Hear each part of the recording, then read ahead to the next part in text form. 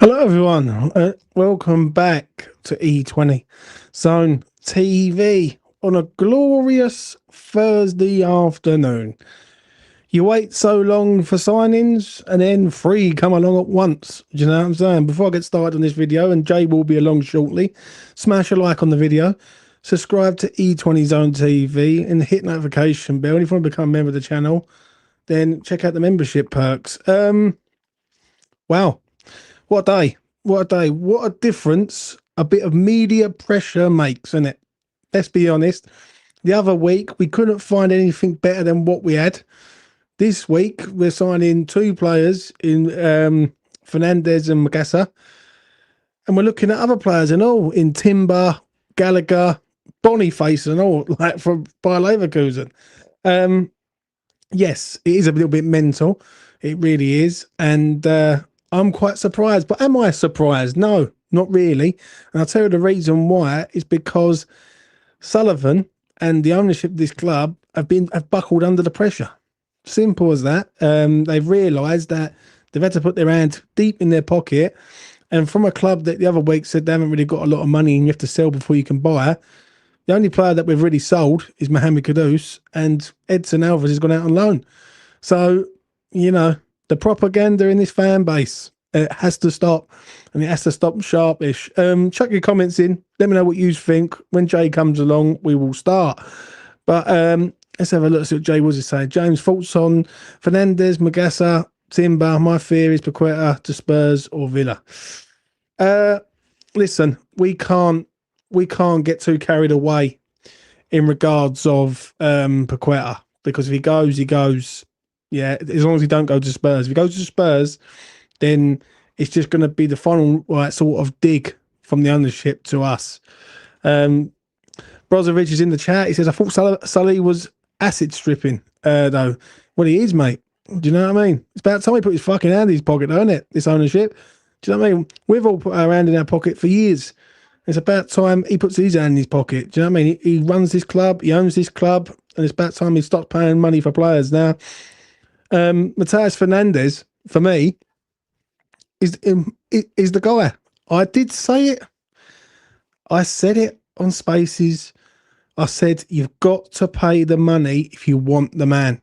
Yeah, and you ain't going to get this man cheap. West Ham can't keep thinking they can go into a place and just get a player out there on the cheap. Yeah, ain't going to happen.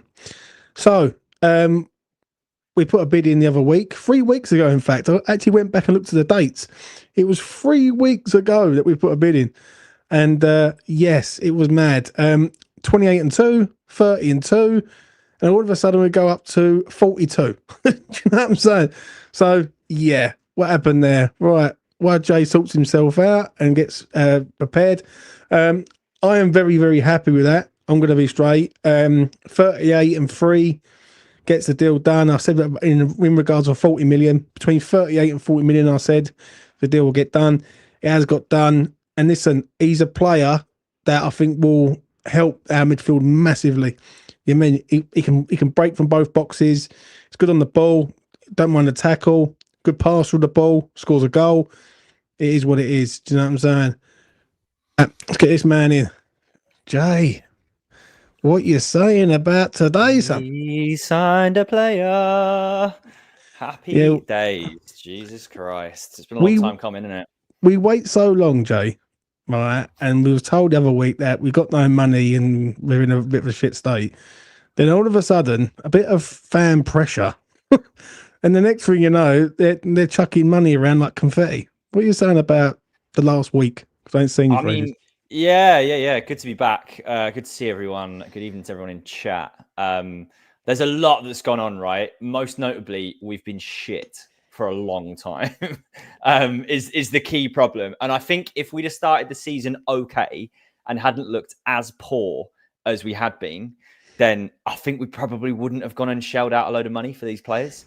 I think the fact we've been so bad, plus the undisclosed amount of a loan that we took out, which meant we knew we were going to have to spend money, but no one wants to dip into their pocket, was just in case fund. And that just in case has become a reality.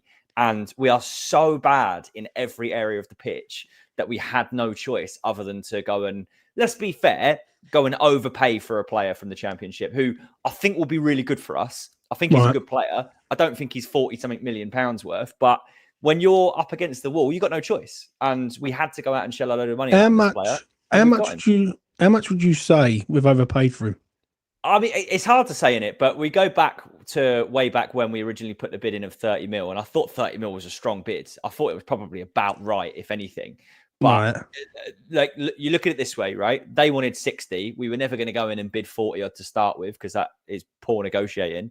30 mil, they obviously laughed out, but they've ended up negotiating to 37 plus 4, I think you just said. So it obviously wasn't that much of a daft bid to start with. And I think the good and bad thing of what happened is you put in a bid that probably wasn't going to get accepted. But the whole idea is the agent then has something to go back to the player with and go to the club with. And the agent's probably done Southampton a bit dirty in the background, let's be fair.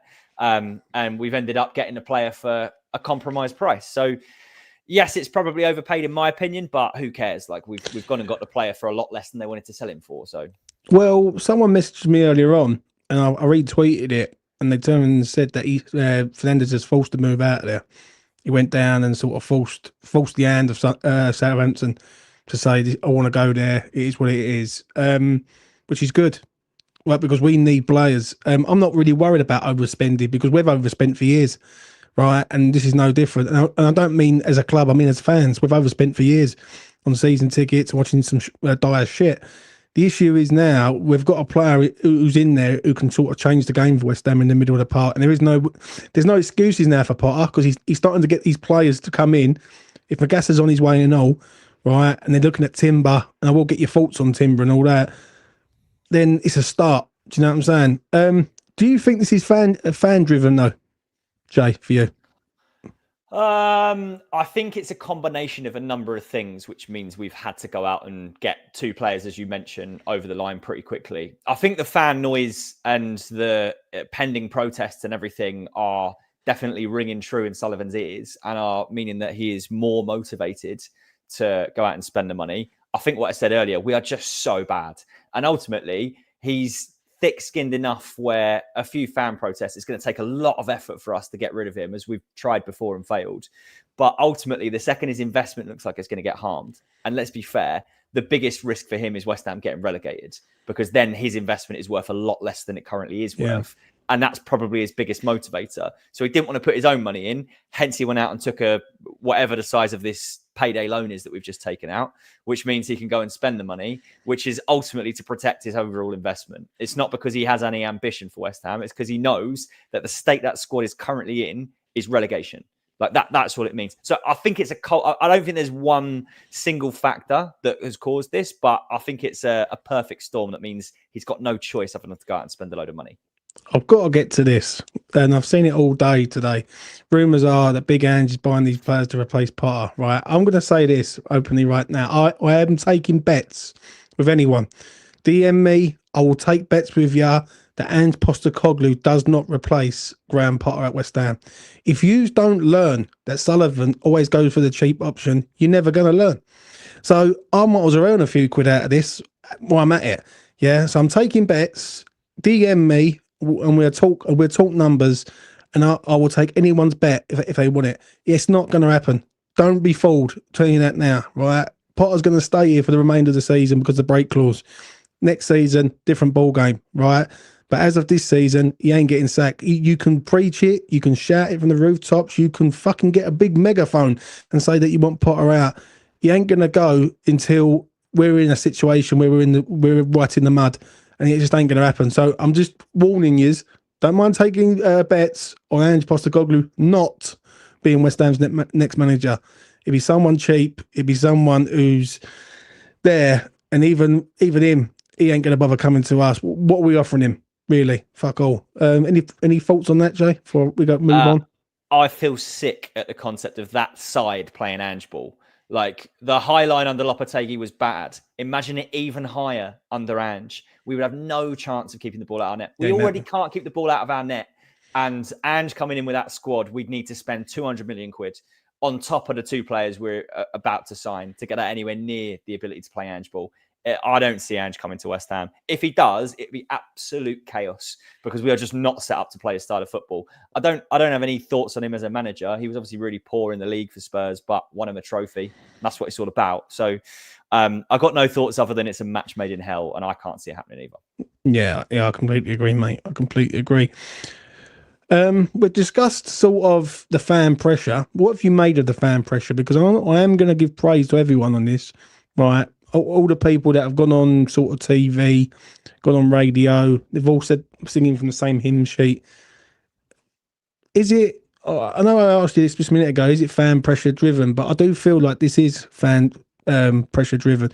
For me personally, I'm looking at it and I'm thinking, the other week you didn't have a pot to piss in, and you kept lying to the fan base, and now all of a sudden we just pulled 80 million out of our ass. Do you know what I'm saying? Which is unbelievable. What do you reckon, Joe? It's nice to see everyone pulling in the same direction. It's nice True. to see the media actually taking notice of what a lot of us have been saying for a number of years. And this decline didn't start with Graham Potter. It started a long time ago with a squad that was underinvested, even under David Moyes. He didn't necessarily get all of the investment that he needed. You go back to when we sold Declan Rice and we used that, and we had a net spend of like just over like a neutral net spend. I'm sure it was like 40 odd million or something was our net positive spend. And history will tell you, when you sell a prized asset, not just West Ham, but when anyone sells a prized asset, you have to go and replace a top quality player with a top quality player. And we didn't. And we tried to spread that fund around the squad and it didn't work. And you look back to that as the moment which started our decline. And it's been, the writing's been on the wall for us for a long time, realistically. So the fan pressure and what we've been saying for a long time is getting picked up by the media. It's now, you see articles being written, you see people talking about it on the TV, and that then motivates more fans to get behind movements and stuff. And that then means that once everybody is against the owner and people are realizing it ain't one manager's fault, whether it was Moyes, whether it was Lopetegui, whether it was Potter, there's a common denominator here, which has meant all three of those, from when we started to decline, as I mentioned, which was the Declan Rice sale, all three of those were doomed to fail. None of them could have succeeded. If David Moyes wasn't going to succeed, then no one's going to succeed. Greatest manager of the Premier League era that West Ham have had. So, yeah, I think the fan pressure is one part of what is a movement that needs to continue regardless of what happens. Yeah, I completely agree. I couldn't agree with you any more on that. What I said the other day was this: if we can't get him out, we can force change. And what we have done is we've come together as a fan base, we've united, which has meant a lot. And we've basically gone through it through the media route that I was saying. I've been saying this for a long time. If you're going to get to Sullivan, you get through to him in the media. Right? I've never seen West Ham have no money, then all of a sudden have money all of a sudden. Do you know what I mean? And they haven't got a pot to piss in. So, you know, that's good. It's a good thing. Like whether you like the players, whether you think these players are overpaid or the fees are over the top. Nevertheless, I couldn't give a fuck really, mate. If I'm being honest, because we need players urgently. Like literally, this is a matter of like emergency. I want to go back to Tuesday night. I know you didn't see it, Jay, but obviously you must have seen the aftermath. What did you make of what Bowen did, as in argue with the fan base, basically? Whoever that fan was that started hurling abuse at our best player, captain, and the guy who brought us the greatest memory that most of us have ever had at West Ham is a complete dickhead. Like, you can be angry at a team performance. You can be angry at the state of the club. You can be angry at a lot of things. But don't start turning on our captain to the point where he takes the armband off. I see a lot. I heard a lot of discourse about should he or should he not be captain. Let's make no mistake. That man has led through his actions on the pitch for a long, long time. The fact he wasn't Hammer of the Year last year is a crime. And people are starting to wake up and see some of the flaws with Aaron Wan-Bissaka, which is a different conversation altogether. But I have a big problem with whoever started hurling abuse at Jared Bowen to the point where he took the captain's armband off, because that's not something that I ever want to see. I think it is a damning symptom of the dire state that our squad, our team, our club is actually in at the moment, where he's starting to feel the pressure to the point he snaps at a fan. Look, and no one likes to see a team throw a 2-1 lead, especially when you've travelled all the way up to Wolverhampton. So fair play to anyone who did travel that far. I do think you've got a right to voice your opinion, but maybe just relax a little bit when you start turning on the captain. I think that's unacceptable. It's good to see a bit of bite from him. It's good to see him like showing that he's got that fire in him still. Yeah. I don't think he had any need to apologize for what he did, but at the same time, hopefully it's starting to light a fire up those players in the dressing room who look like they haven't got a clue. That literally just look like they haven't got a clue. So hopefully by revamping the midfield and getting rid of those statues in the middle of the park that we've had, putting a bit of energy in there, you'll see a few more people that are willing to do the running, and seeing one of your teammates do the running with you is going to motivate everybody. So yeah, like, look, it was daft from the fan, but hopefully it sparks something amongst the team. If anyone wants to come on, the link is in the chat. By all means, come on, have you say about Fernandes. What do you make of this signing? Obviously, he's been hijacked twice, apparently. Not in the Forest are now looking at him. Frankfurt were looking at him. Magassa. What do you make on him, mate? Look, if you look at, I don't know what happened with these alleged attempted hijacks, right? Supposedly Forest were trying to hijack him. Supposedly Forest were trying to hijack him and then loan him to Frankfurt. I didn't quite understand. And then Frankfurt tried to cut the middleman out. I don't know. I've been so flat out. I've been trying to keep up with everything throughout the day, but I wasn't quite sure what I'd read, but it seemed it was too little too late from what I understand. And he seems to be a shoo-in now to be a West Ham player. Look, we still have some pull, apparently. Like, if this lad wants to come to West Ham, I know Monaco fans didn't seem too sad to see the back of him, but they got quite a lot of good centre midfielders anyway. They probably don't need to try and blood a youngster or bet him into the side, whereas we have no choice. We need some youngsters, we need some legs, we need some running, we need some power. He certainly looks like he's not going to be the kind of person that gets bullied off the ball. And he's the right profile of 6 that we need. He seems to be everything that Edson Alvarez wasn't.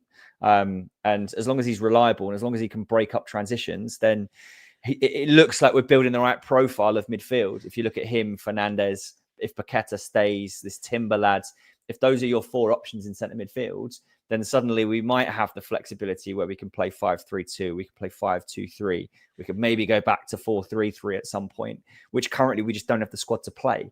So I think certainly the profile of players that we're looking at, a rock solid 6 in Magassa, a dynamic and technically gifted 8 in Fernandes, and then somebody who can push on a bit further as well in Timber. It looks like 3 very different styles of midfield, whereas we just have the same midfielder again and again and again in the current players that we've got. We've got a bunch of players who want to sit in front of the back 4 and just want to get the ball and pass it sideways, which we can't afford to have in a Premier League side. So it's certainly promising, mate, to see that we're looking at the profile of player that we haven't had in a long time. To go back to Fernandes, it reminds me very much of like 2016 Lanzini, the way that he is on the ball. And we've been crying out for 2016 Lanzini since he done his ACL in 2017. So I'm hoping that he comes in and he plays in that way, that like arrogance where he gets on the ball and he looks like he'll go past someone or he'll play a killer ball, which we've missed. So certainly the way we're building the midfield, mate, looks good on paper. How does this look at the end of the window if Paqueta goes for you?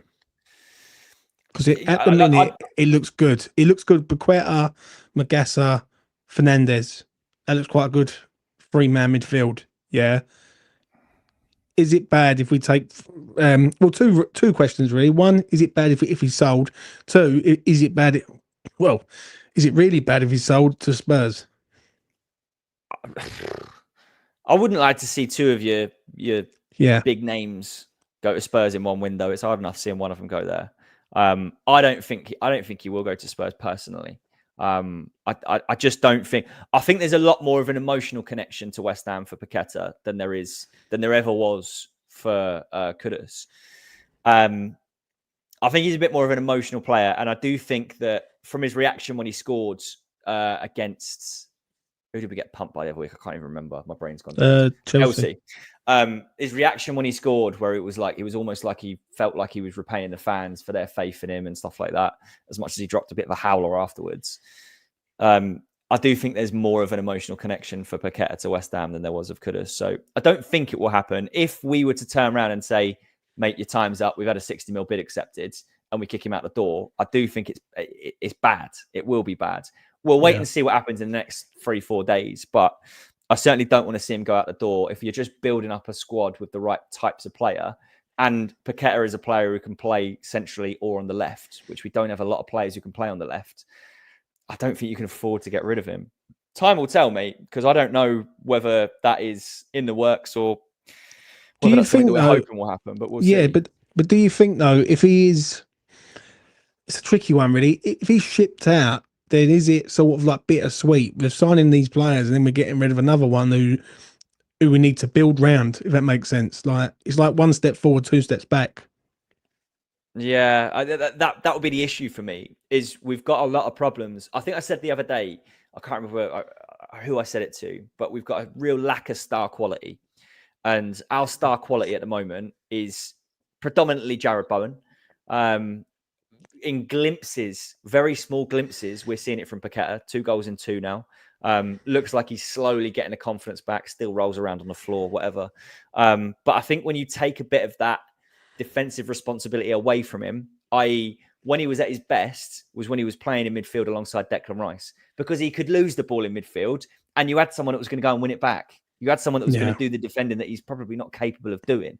If you're now bringing in a 6 and an 8 who wants to get stuck in as well, it will probably mean that Paqueta feels a bit more comfortable in the middle of the park to play the ball around and to try and do a bit more. And you might see the best come out of him. If we're now getting rid of somebody who has that star quality, again, as I say, it's in glimpses, then it's kind of 2 steps forward, 1 step back, which I don't want to see. I still think we need more. I still think we need these 2 centre mids. We need a striker. We need a defender. We probably need a 3rd centre mid as well. But, you know, it's wishful thinking. So I don't want to see him go. If he does go because you get 60 mil, I think 60 mil is a really good price for him, to be honest. But yeah, I think 60. I think 60 mil is a good price. I don't want to see him go to Spurs. I don't know how I would feel if he went to Villa. If he went to Saudi, I'll be like, cool, that's it, done. Yeah, it is what it is.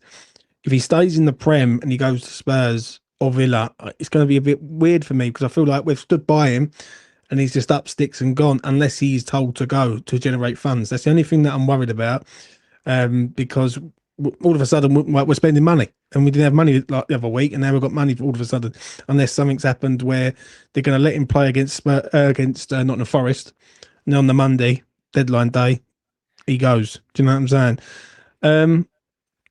What else do we need, Jay, for you?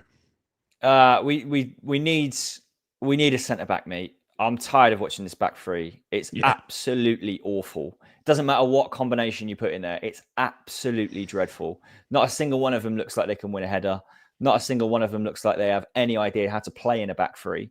And Potter's going to live and die by this back three. And I don't think he's going to go anywhere, mate, to be honest. So we need a centre back. There are centre backs available. Do any of them want to come to West Ham? The answer is probably no, is the issue. We need a centre forward. I like the idea of Victor Boniface on loan. And I know I'm going to get screamed at in chat. He's a croc. He's injury prone. No. Yes, I'm aware. We have 2 crocs already. Give me a 3rd one. And between the 3 of them, we will always have a striker available. If he's on loan, then I think he's worth taking the punt on loan. And if he's available for 50% of games, he is miles better than the 2 strikers we've got. If he scores 7 or 8 goals and is available for 20 games, he was worth the loan. And then you can send him back. And then you can look for a long-term striker, which you're going to have to spend big on next summer. But I think we need another body up front, and he's available. Nobody seems to be looking at him. He seems to want to move. So I say go and get Boniface on loan because he'll give you what you need for half the games of the season, and he'll be out for the other half, which means Fulcrum can come. I don't think he'd be out as much as what people think. If it's 1 game a week, and he plays 70 minutes a game, just say for argument's sake, we sign him, Jay, right? And he comes in and he starts for us because he's going to be a starter, isn't he? I think he starts like before the other 2. If he plays 70 minutes a game, that's enough for me to get us over the line. Do you know what I'm saying? Like, I'll just tell you quickly because I've got his injury record up. 23-24, he missed 23 games with 1 major injury. He was out for 3 months. 24-25, he had 5 different injuries, missed 14 games, was out for a total of 80 days. So again, if you can get him playing half the games and your absolutely awful strikers can play the other half, I think it's enough, in my opinion, and it warrants taking a risk. But look, I don't know. I just don't think there's a perfect solution to our issues up front without shelling out a load of money, which we don't have. I think a €5 million loan fee with a €25 million like option would be fine for us. We have to be pragmatic here. And I think loans has got to be the place that you're looking to try and fill in the gaps. I think Boniface on loan makes a lot of sense. I would go out and put the bid in right now and get it accepted by Milan, Leverkusen. Milan's who turned him down. And then just work on him and say, look, you're going to play. If you're fit, you're playing for us. We know you're injured, or injured a lot, but just come and play for us and see what you can do. Do you know what? Right, I've seen the massive scar on his knee, which is quite bad, really. So I've always thought Boniface was a good player, right? And I remember a few years ago when he was linked with us to come to us for like 50 million, I think it was, before he actually got these injuries. But if we can get him on loan, then fair enough. Like, ain't gonna be the ideal person, but it is what it is. Who's the third midfielder for you? Because we are looking at a third midfielder now. I've seen names today mentioned: Conor Gallagher and Timber from Feyenoord. What do you make of? Well, basically, what third midfielder do we need now? That's the main thing. I actually think Conor Gallagher would be a great signing. I don't know what the terms are. Whether Atletico are trying to shift him on or whether he's available. Again, if he's available on loan, go and get a loan accepted straight away and just see if he wants to come. And hope that no one else comes in, or hope that you can persuade him over the weekend. And then we get pumped 4-0 and then he decides not to come. But still, I say just go and get a loan accepted. Anyone who's available on loan who could improve the side, and Conor Gallagher definitely could. I would say just go and get it accepted with the club and then just work on the player and see if we can get him in, because I think he'd be a ridiculous signing for West Ham. Absolutely ridiculous signing for West Ham. This Timber lad's very highly rated. I can't say that I've watched him tons. I don't do comps. I don't want to look at comps. I've looked at the style of player that he is. Again, he's a different style of player. So I'll be happy with him joining. I don't know what the fee is. What's the proposed fee? Do we have any idea? I'm not too sure, mate. I'm not too sure. It ain't going to be bundles. I know that. What it is, he's injury prone, this kid. That's the only thing that's a bit of a problem. Like, he's another one that he spends more time in the sort of treatment room than on the pitch. But if Conor Gallagher comes to West Ham, it's a different ball game, mate. Like, it really is. Like, I can't remember. Yeah, and maybe someone in the chat can sort of remember this. But did he work with Potter at Chelsea, or did he? Or I can't remember. If he did, then you got half a chance of getting him, because obviously he's worked with a player before. It would go a long way. Obviously he will know the player, and I think I'm not too sure if he did. So if he has, it sounds like the timelines match up there. Yeah. He'll obviously know the player. So yeah, I think Gallagher on loan is a good shout. Just anybody who is good, who is on loan, knowing that I don't want us overpaying for players. We're going to have to look at some short-term solutions. Like Gallagher on loan, Boniface on loan, Big Brazilian John on loan. That's 3 good signings in my opinion. I will get to that. Before I let Oliver come in and have his 5 minutes, right? Would you take Mainu? I'd fucking rip your arm off for Kobbie Mainoo. Absolutely rip your arm off for him. I think he's so good. I think he's a really, really good player he's got the Manchester United curse. I don't know what is up with that club, but youngsters who come through at United just cannot settle. I think I could speculate on reasons why, but it seems they come through believing that they are the next big thing. And the second they hit a bit of adversity and are out the side, their mentality just can't deal with it, which is just baffling to me, but it makes sense. So the fact he's out of the side, he's another one I would just go, what are the loan stipulations? Go get a loan accepted with Manchester United, because there's no way we could afford to go and buy him. He'd be too expensive. And I don't think he would come to us permanently with the state the club's currently in. But if you could turn around and say a year at West Ham from Manchester United, look at what Lingard did. Granted, he made some bad mistakes afterwards in who he chose and where he went, but just go and get him. If he was available and there was a 1% chance, I'd go and throw whatever you need to at him. Yeah, but also what goes in our favour is a lot of these players are all going to want to be playing first team football all year round because of the World Cup. That is the major thing, and him going somewhere and sitting on a bench is no good. If just for argument's sake, West Ham made a loan bid for him and got him on loan, he starts every game for us. Right, he starts in that midfield 3 with Fernandes and Magassa, or whoever. Like it's options. That's what it is. We've got more options then. So yeah. Right, let's let that Oliver have his 5 minutes. Go on, Oliver, take it away, mate. Right, so I'm happy about this Fernandes signing. We can finally get something in there. I'm glad we didn't pay the full, like what they were asking for instead of the. I'm glad we went 35 million, not 40 or whatever. But I think, yes, we made signings, but I don't think this club is going to be fixed just by signings. I think it's a much bigger job than just doing business transfer window. Yeah, Jay, what do you think of that? What do you mean? What's the bigger job, Ollie? I think because we could have done this stuff a lot sooner, then we wouldn't be in this mess necessarily. And I think we still need the owners out, whether we're doing business in transfer window or not. Sullivan still needs to go out and also I think the stadium as well. I know we're not talking atmosphere wise, but the atmosphere is awful. It's not, it's just not like what Upton Park was or anything. There's owners just, I don't know. I just think not much. What it is, I'll say what it is, right? But it's a start.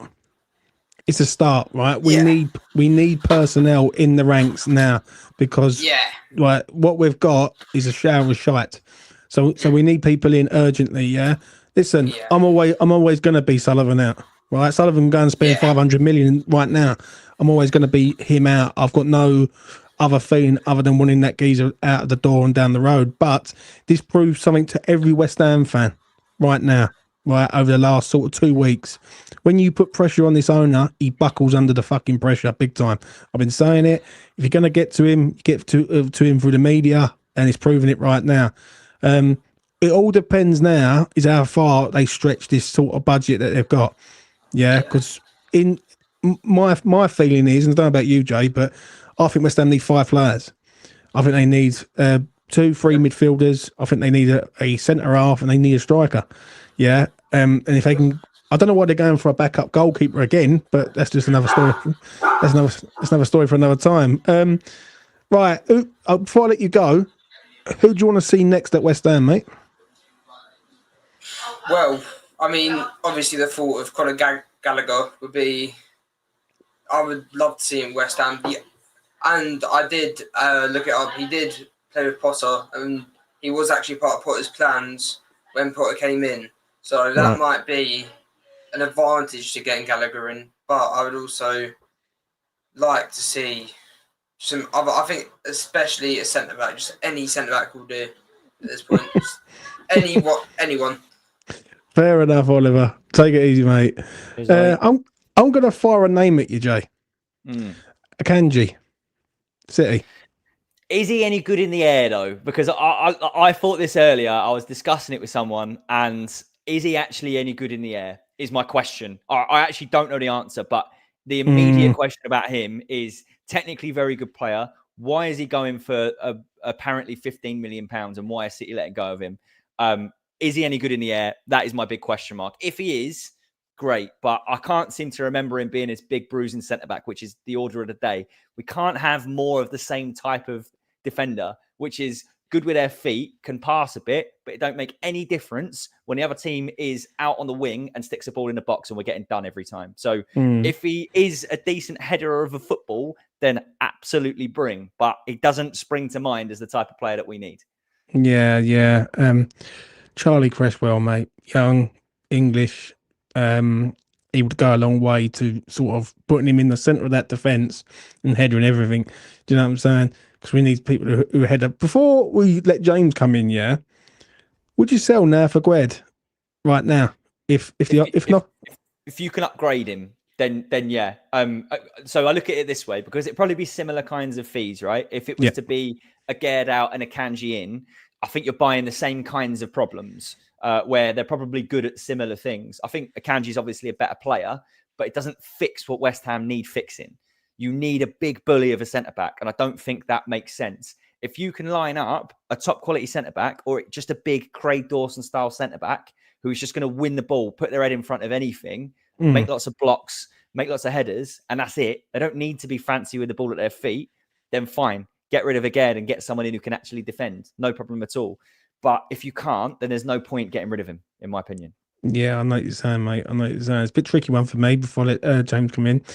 I feel like if you can get 20 mil for this for Aguerd, or let's just say 18 mil for the like purpose of the conversation, if you can spin that 18 mil and go and get Cresswell, who's a young up and coming centre half, right? Then it's a good bit of business, really. If I'm being honest, I don't.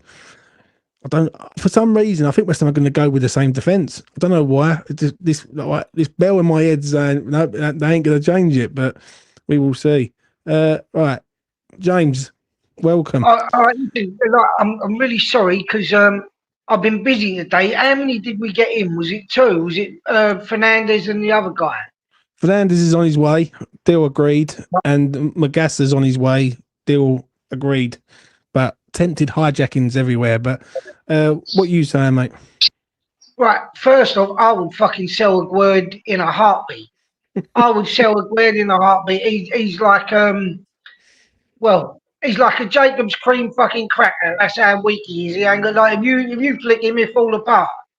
He can't head the ball. He's good on the floor. He's quick, but I'd get rid of him. You need like in a situation like what we're in now.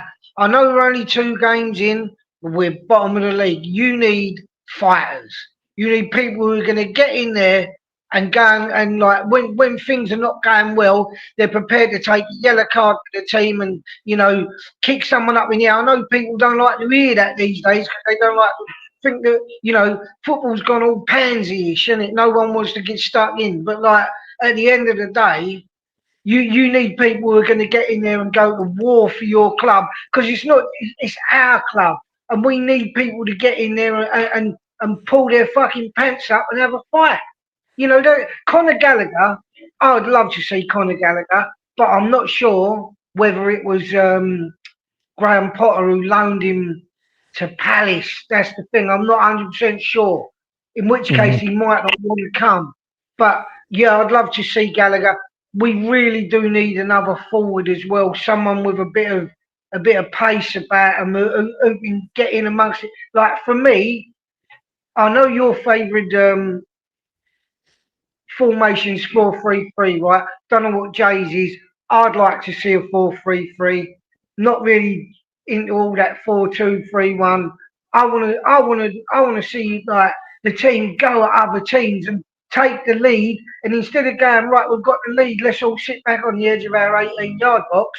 Right. Let's go and get another one and try and win the game. Like get 2 or 3, then you can go defensive, But all this sitting behind the ball, like for me. I mean, do you like it? I'm just asking. No, listen. At the end of the day, I'm a 4-3-3 merchant. 2 inside forwards. We've got one of the best inside forwards in the league, in Bowen. You have a defensive midfielder. You have 2 technical midfielders, and you have a back 4. The issue is the back. Well, the 2 centre halves can't header a fucking ball. I absolutely agree with you as well. What you said about can't think of the boy's name. The young defender. I'd rather see Cresswell. That's it. Rather see a Gerd gone, because is his heart really at West Ham? This is the thing, right? This is the thing that bothers me more than anything else. I know we can't do anything about it personally, but see, when players are coming to your club, I'd be saying to him, listen, when you pull on that shirt each and every week, I want you to go out there like a man possessed and give your all for this club. Not all that walking around when you're looking at your fucking shoelaces going, oh, this is crap, like we can't win it. Let me ask you something, James. Right? Let me ask you a question. Yeah. Why do you feel that all of a sudden that basically West Ham have kicked into gear all of a sudden? What's your feelings on that? I'll tell you exactly why. I think we could have done this in bloody June or July. I just think Sullivan was sitting there thinking, oh, if we can get away with it, I just won't spend no money. Yeah, that's what listen. You got everyone needs to understand, right? This is not just because he's bought a couple of players, and even if he gets 2 or 3 more, that don't heal the wounds, right? You can't put a plaster over something that needs 9 stitches. right? And that is the problem. People get a few players in, you win a couple of games, everyone goes, oh, you know, Sullivan ain't that bad, really. But he is. He's poison. Until that regime is out of this club, it will never stop, because you'll have one half decent season, one good season, 5 shit seasons. Because you know, they're going to be turning around next year going, oh, there ain't no money because we spent it all last year to try and save ourselves. Yeah. You know, you're I agree never with going to win with a guy like him. Like, I can't remember it was the other day, but somebody said about what you really want is people to come in. They don't have to necessarily be West Ham fans like what we are, but as long as they've got an affinity with the club and they want to put their hand in their pocket and try and make things better. And I know people are constrained by PSR and all that stuff these days, but Sullivan's never been there to all he ever saw was money. Like, when you look at what they do, right, they work with these super agents, whatever you call them, Salthouse, Silkman and all that, right? Yeah. They pay massive agent fees, sometimes as much as what the players were.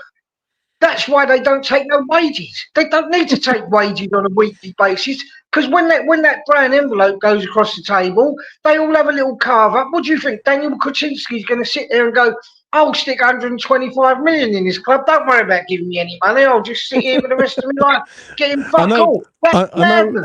I know what you're saying. For me, right, I agree. The fan pressures made him buckle. And I stand on that. I really do, because the other week it was coming out that we ain't got a lot of dough, and everyone was worried. Yeah, all of a sudden now we're going out and dropping money left, right, and centre. Jay, what do you think of what James has said, mate? Can I just ask Jay? Jay, do you think that the I know is there a protest planned for Villa? Do you think that should still go ahead? Yeah, absolutely. If the Crystal Palace, I think it should still go ahead. Yeah, no, 100%, James. I think it should absolutely go ahead, because as I briefly alluded to earlier, we'll get some echo somewhere. As I briefly alluded to earlier, this is the start of something, hopefully. And the fact that we're now spending money is a culmination of a couple of things. One, we're really bad. And two, it's all on tick anyway. He took out a big payday loan anyway. And that was, I said at the time, there's a reason there's no amount next to it. It's because that is what is going to fund the rest of our transfer window. So to now dig us out of shit, Sullivan looks like he's coming out to save us. And that's why all the media, all the like ITKs or whatever, people who have links to Sullivan are saying Sullivan's going to get heavily involved because he's dissatisfied. He's just spinning a narrative. Yeah. And those of us who can see through it, can see through it. What we're meant to believe, what we're meant to believe as fans, is that Sullivan's come out of the phone box, ripped his fucking shirt open, and he's got a big S on the front of his fucking shirt saying, Duke, man, you know what I mean? I've come to save you all. But the thing is it's gone so far now that I don't think anybody believes that crap anymore. You know, like, everyone's sort of going like, you know, look, I represent the older fans, right? I really do, because obviously of my age here. And I know, James, I know you get a lot of people on your channel who are probably aged between 18 and maybe 35. So you got like the people in the mid band, sort of, not the old crusty cunts like me. But like, the thing is, right, the thing about that is like, it's people like us. The reason I love coming on your channel is because you got to try to educate younger kids, because some of them don't know. They've only ever seen the bowl. Some of them never did the bowling. Some of them never knew that feeling of coming out of, you know, Upton Park Station and turning right and walking down the road and smelling the hot dogs and the burgers and the badge sellers and people selling overland and sea fanzines and all that sort of stuff. You know, they missed all that. So you've got to kind of try and, you know, educate them into the way of it. And the thing is, the West Ham spirit that's been around since I was a kid is you just don't just fall over and die. You got to keep fighting. And the thing is I agree with you on this. One thing I'm going to say before I let you go, is like, at last everyone seemed to come together. That's what it is. From the same image at last. Yeah. And the thing is, that's what it's all about. Like, listen, you haven't got to like every single West Ham fan. Well, people don't like me. It's fine, right? But if we're all singing from the fucking same hymn sheet, right, it's only going to be a successful time at West Ham if we start bringing in successful players. Do you know what I mean? James, I'm going to let you. I'm going to let you go, Cool, mate. you've got So I've got some. right, so tell you what, I'm going to go. Listen, good luck.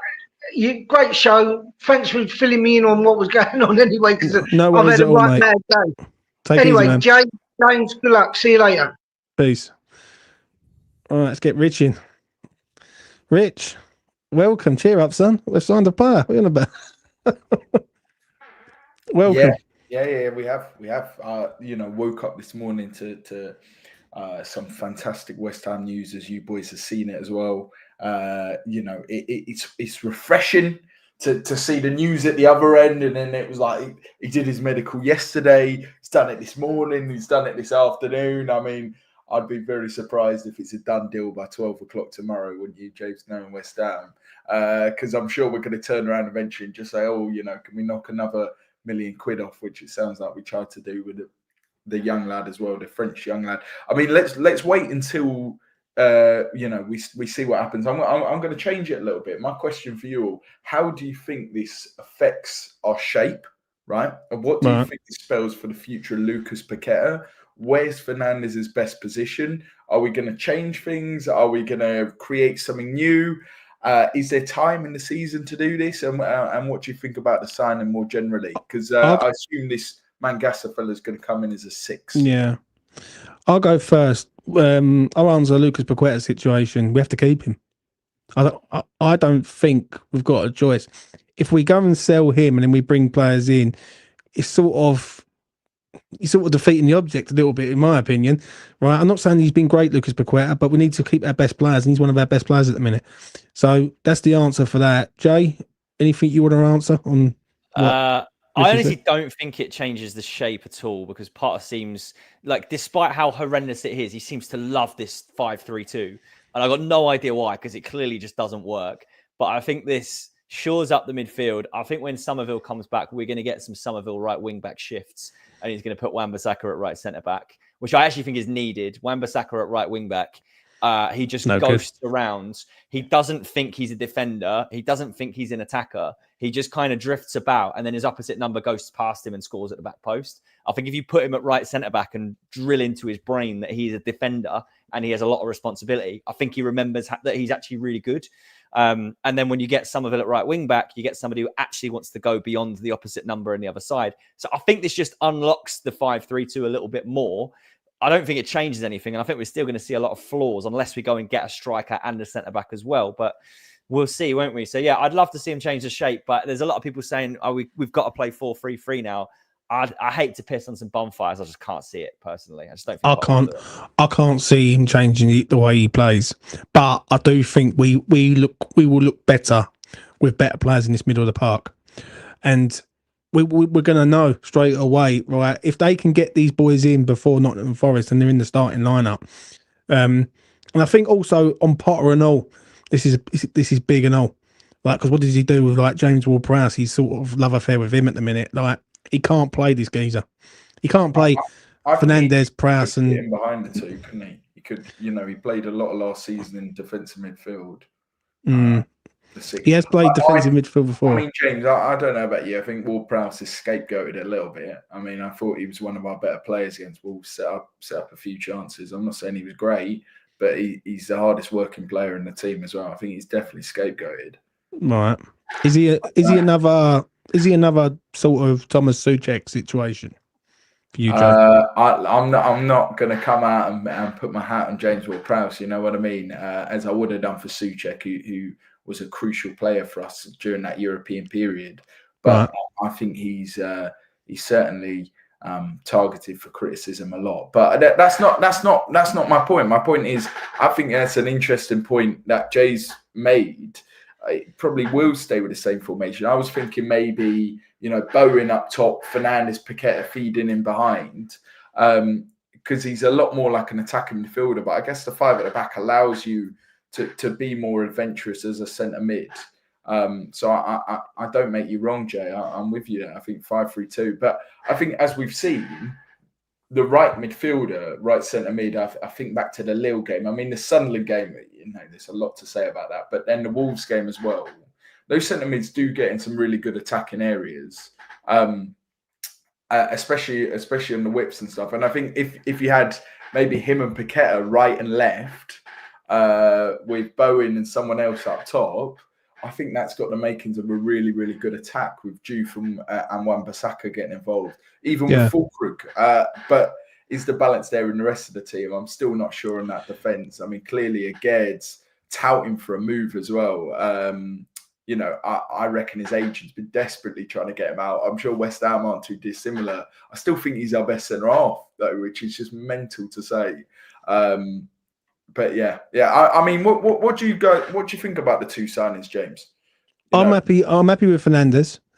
People have been saying to me, "Well, we've overpaid." Well, we're in a situation where we've got to overpay, right? That's the first thing. Magassa, I don't really know much about this kid, but this could be a little gem that we've found for cheap, and we're going to see how he gets on.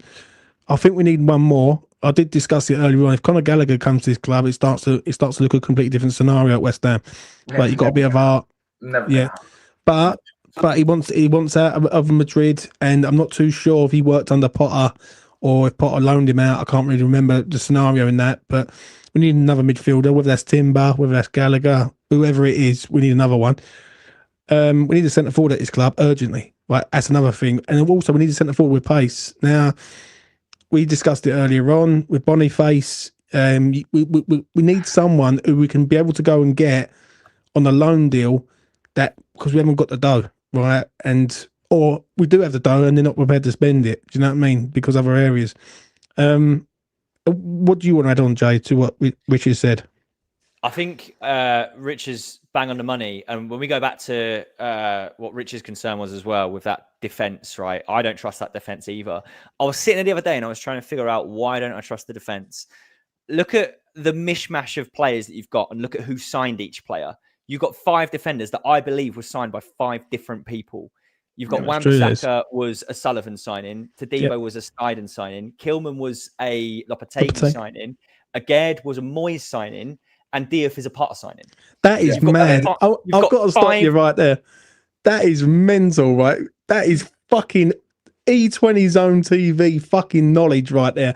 Do you know what I mean? I didn't even think of that. And I've just sat there and I've gone, yeah. It's no wonder it's a complete mishmash of players that have no idea how to play with each other, because they've all been brought in for different reasons by different people. And this is why you go back to the model that we've got as a club. No director of football. When we have had a director of football, he's been shit. And the different managers who haven't had long enough to then impose their style, there's a reason that we can't defend. We need a director of football to come in and just fix the problem, in my opinion. We've never really had, and I think if you look at Tim Stiden and Rob Newman, they were never directors of football, were they? They were technical directors or things like that, And that's, I think, the biggest criticism for me. I mean, there's many. The stadium move is the biggest criticism. But David Sullivan, and in terms of what's gone so wrong for us and why we look like such a poor team, I think that's such a true bit of analysis. And I think he's he's overarching, hands everywhere, appoint him, get rid of him, appoint them. It's never going to work. And you're right. But this is the thing as well. It comes back. Potter's got an almighty shit show on his hands, and he's got to try and pull that together. Let's see if he can do it. Do you reckon he will? I think it's important we get behind the manager. I think it was the Grimsby town manager was saying it this morning on 5 Live. If you give me 2 options, time or money, I'll take time every single time. I do think we just need to be patient, keep the faith. I think all this stuff behind the scenes talking about Ange Postecoglou and different managers. I remember at the back end of Moyes' tenure, on the same channel saying Xabi Alonso's going to come in and take over. Just complete bullshit. And I think that doesn't unsettle. That undermines the manager. So I think if you are Potter out and you want him to go, you need to have actual reasons for that rather than who's going to come in and replace him. Because this is the guy we've got, there needs to be a really valid reason to sack him. And there's a lot of complaints around the formation. And we saw a similar thing last night, a very similar shape, completely fail against Grimsby. Not many teams in the Premier League are playing 5 at the back this season either. So it's a bold choice. It's a bold decision. Your question: do I think Potter's the man? I don't think we're getting relegated. With Mateus Fernandes in the midfield, this other young lad, we're going to sign one more. I don't think we're getting relegated. Is he the man to take us into Europe? No, but do I think that any manager is going to take us into Europe with his ownership? Probably not. Yeah, I agree. Right, Rich, I'm going to let you go, mate. Take it easy. Peace. That stat has absolutely blown my mind, mate. And I am gutted that I didn't see it myself. That's mad. That's mad. When you think about it, your best 5 players currently at the club have all been signed by different people. And that is mental. Do you know what I mean? Fucking hell, that's blown my nut. Anything else, Jay, you want to talk about before we make a move? I think that's why originally when Dan Ashworth was available, and I know he's got his own flaws, but the second you had Graham Potter, you needed someone to come in and execute his vision for him. And one of the reasons I think Potter's been fighting an uphill battle from minute 1 is he's come in, he knew it was going to be a mess. He knew he needed some time. That squad was already a mess. And when it came to the summer, you've got Kyle McCauley taking point on a transfer window, which he's never done before. He's never been sat in the shoes of someone who's actually going out and trying to get deals done. He's a recruitment analyst, really. He's an excellent one, but he's a recruitment analyst, and he needs someone to go and execute the vision for him. And he needs to work hand in hand with someone who's capable of going to do that. What did he get served up? He got served up David Sullivan saying, I'll do it. And he's been served up Callum Wilson on a free as a compromise because we haven't got the money to go and get the striker that we need. So now these opportunities are arising. There's going to be some risks we've got to take. There's going to be some opportunities that happen at the end of the window where you're going to have to take a bit of a punt on someone, like a Victor Boniface. Like if you do get a bid for Naya Figuered come in and Charlie Cresswell's still available for £18 million and you can wipe your mouth with it and you can go one out, one in and it doesn't make a difference, you're probably going to have to take a punt on it because it's the kind of way that you can make a fix that you wouldn't have been able to make otherwise. I think in the long term, we need a director of football because you need an overarching vision as to how we get ourselves from where we are now, which is bottom of the league, looking like we haven't got a prayer of staying up, to then going, well, our vision is to get back into Europe. How do we execute that? And maybe that isn't Graham Potter. Maybe that isn't like sticking with Graham Potter long term. Maybe that director of football has to make some tough calls. And at the end of the season, has to go, right, regardless of where we finish in the league, this ain't the guy. Let's get rid of him. This is a manager that we can hang our hat on. This is the kind of players that I know they'll be able to work with. And this is how we get from languishing at the bottom of the league to then getting back towards the top end of the league, which we were at not long ago. So that's what we need. I'll stand on this. I really do. I don't think Sullivan sacks Potter this season unless West Ham are adrift at the bottom of the league. If these players come in and by November time we're in the bottom 3 and we're adrift by say 4 points, he might look at it and go, right, I might need to sort of get a firefighter manager in to save the season and save West Ham United. I don't think, but I've got a feeling he ain't going to sack him at all because this break clause in the contract, Sullivan doesn't like sacking managers. That's one thing he does, right? Unless the fan base absolutely goes berserk and just really goes at Potter over the next few games. For me, my prediction is I think West Ham might be a bit better in midfield. We still need pace in the ranks. We need Somerville back urgently. Harry's been out for fucking nearly 9 months. It's beyond a joke to me. And it was only sort of an injury that it seems to be just carried on and on and on. Fernandes, get it done. Magassa, get it done. What's your prediction then, Jay, for Monday? Monday, 7 o'clock, window shuts. Who goes, who stays? What you saying? I think Irving's gone. I reckon I could see a Celtic or a Rangers taking him. Rangers are obviously in dire straits. They need recruits. Right. So I could see Irving going out the door. I think Guido's as good as gone, isn't he? I imagine we get one last Guido performance on the weekend, and then he's out the door on Monday. I think something weird will happen. I think we'll get a random player that we had no idea we were linked with. An opportunity will come up and because Sullivan I think he will take a punt on someone and it'll be someone completely left field. And I hope it's someone good. Like I say, we can name our Conor Gallagher on loan, Victor Boniface on loan, Charlie Cresswell, stuff that would be a bit of a punt, but would make a lot of sense. But I think something random will happen and we'll end up with a player that we had either no right of getting or no idea that we were even going to consider. So I think that will happen. I could see us getting 5 in total. I could see us sticking with the 2. It's going to be a strange few days, I think. But, we'll see where we end up, won't we? Will Paqueta be gone? No, I don't think he will. I don't think a team is going to come out and shell out 60 million on him. And I think it takes 60 million for him to go. And I think he doesn't go to Spurs. So Villa want to come and spend 60 million on him. But they need to put the bid in probably this weekend to give us time to replace him. Because I then think we have to go and get Timber as a replacement. Then maybe he'll go. But I just don't think it will happen personally. So I think Paqueta stays. Would you say, though, that West Ham are buying these players to replace him? I don't think so. I think they're different styles of players. As much as you can draw similarities between Paqueta and Fernandes, Magassa's the 6 that we needed to replace Alvarez. Fernandes is the 8 that we needed.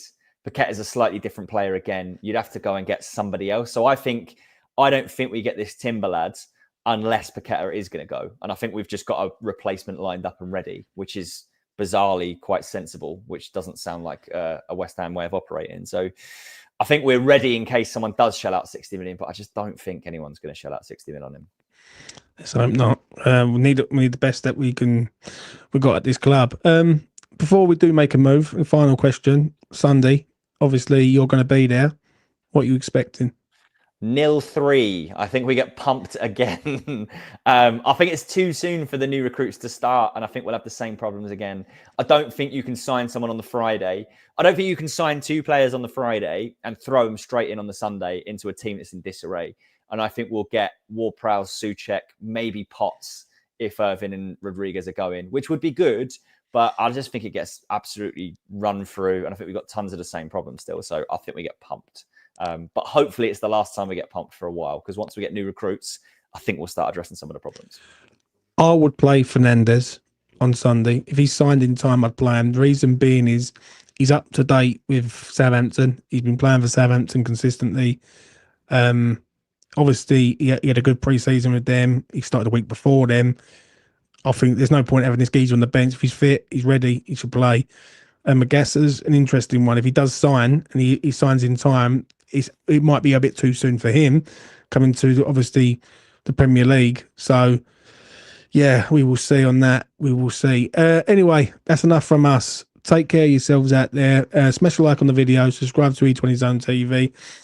Fernandes is on his way. Magassa is on his way. And, yeah, bring, and just keep bringing. That's what I'm going to say on that. Peace.